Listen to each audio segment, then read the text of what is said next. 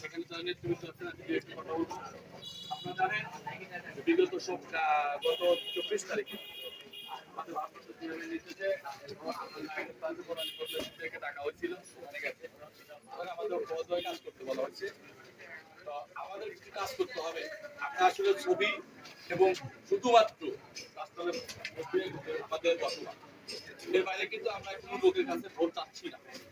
চাচ্ছি কি আপনি এটাও চাইছেন না? বলছেন আমরা কিন্তু ভোট চাই।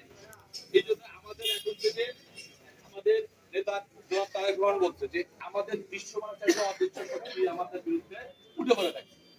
এই অদৃশ্য শক্তিকে আমাদের মোকাবেলা করতে হবে। দৃশ্যমান শক্তিকে প্রতিহত করা যায়, কিন্তু অদৃশ্য শক্তিকে প্রতিহত করা যায় না। আমি আপনাদের কাছে অনুরোধ রাখবো যে আমাদের দেশ নায়ক তারেক রহমান, আমাদের ভারপ্রাপ্ত চেয়ারম্যান সাহেব, তিনি যে বক্তব্যগুলো দেখেন আপনারা এখন ইউটিউবে ফেসবুকের মাধ্যমে আপনারা পাচ্ছেন, কিন্তু সেটা বাস্তবায়ন আমরা করছি না।